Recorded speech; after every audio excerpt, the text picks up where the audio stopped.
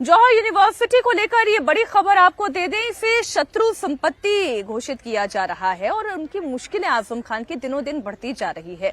राजस्व विभाग की टीम बाकायदा जौहर यूनिवर्सिटी पर बड़ी कार्रवाई कर रही है।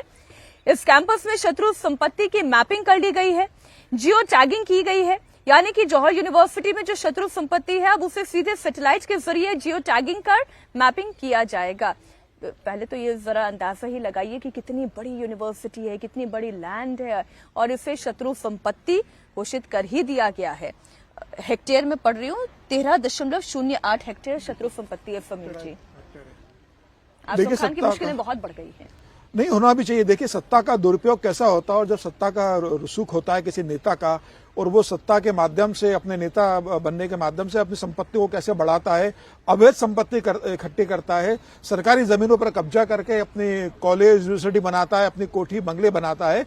तो ये एक उदाहरण था आजम खान का कि समाजवादी पार्टी के शासनकाल में, फिर मुलायम सिंह का शासनकाल रहा हो या अखिलेश यादव का 2012 से लेकर 2017 तक का कार्यकाल रहा हो, आजम खान ने जिस तरीके से सत्ता का दुरुपयोग किया, अपनी यूनिवर्सिटी के लिए जमीनों पर कब्जा किया, जिस तरीके से अवैध संपत्ति और अवैध जमीन इकट्ठा करी, योगी आदित्यनाथ ने आने के बाद से कार्रवाई शुरू कर दी थी और ये होना चाहिए।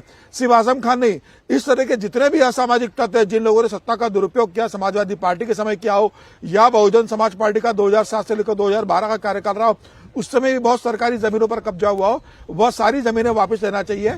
उस शत्रु जमीन पे आप कब्जा कर रहे हो, आप सरकारी जमीन पे कब्जा कर रहे हो, सरकारी कार्यालय चल रहा है उसे आप अपनी संपत्ति बताकर सरकारी कार्यालय को वहां से बेदखल करते हो, वहां जौहर यूनिवर्सिटी का आप हॉस्टल बना देते हो। ये मनमानी और जो गुंडागर्दी आजम खान ने की, उनके बेटे अब्दुल्ला ने की और उसी का परिणाम भुगत रहा है कि आप न सांसद हो, न आपका बेटा विधायक है, अब आप जेल के अंदर पूरा परिवार जा रहा है। मुझे लग रहा है ऐसे काम का ऐसा ही यश होता है और अभी और संपत्ति निकलेगी। सिर्फ जोर ही नहीं है, आजम खान की संपत्ति लखनऊ में भी है, पूरे उत्तर प्रदेश के अंदर उन्होंने जिस तरीके से किया है। ठीक है कि रामपुर तो उनका एक गढ़ रहा है, वहां से विधायक रहे, सांसद रहे, उनका बेटा वहां से विधायक रहा, उनकी पत्नी वहां से सांसद रही। अब यह रामपुर में जो आजम खान का जो अवैध संपत्ति और अवैध साम्राज्य था, वह योगी आदित्यनाथ ने ढा दिया है। मुझे लग रहा है अभी और इनकी संपत्ति ऐसी निकलेगी, जहां आजम खान ने कब्जा किया था सत्ता का दुरुपयोग करके, बहुत सारी संपत्ति सरकार को वापस लेनी चाहिए। कई बार ये लगता है कि विजय जी, इतना पॉलिटिकल रसूख, इतनी राजनीतिक ताकत जिसने कभी एक्सरसाइज की हो, उसका ये हश्र भी होता है। ये भी एक लोकतांत्रिक व्यवस्था की खूबसूरती कहूं या क्या कहूं। आप आज से पहले रामपुर जाते तो सारे इन सवालों का जवाब मिल जाता। मैं रामपुर भी बहुत बार गया और वो यूनिवर्सिटी भी मैं गया हूँ। वो बहुत बड़ी यूनिवर्सिटी है और उसमें बिल्कुल एक शहनशाही तरीके से वो बेहतर यूनिवर्सिटी बनाई गई थी जी।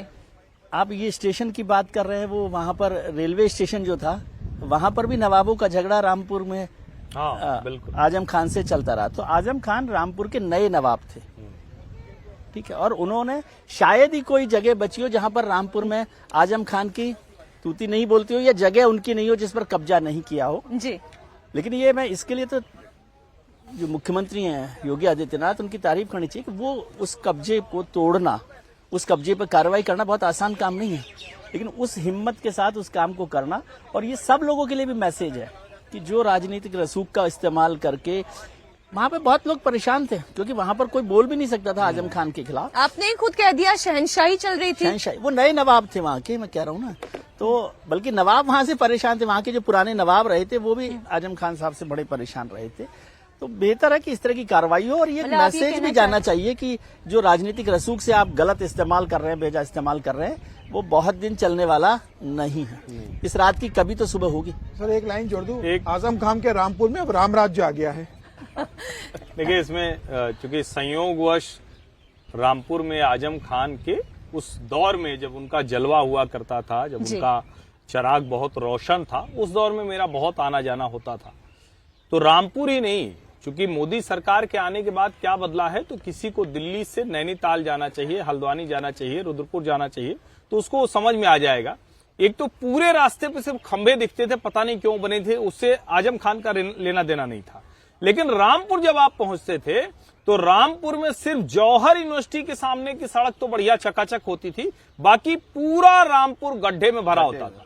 रामपुर से आप जब नैनीताल के लिए बिलासपुर के रास्ते पर मुड़ते हैं, वो रास्ता तो सचमुच वो माशाअल्लाह ही था, और वहां के लोग विरोध क्यों नहीं करते थे ये भी नहीं समझ में आता था।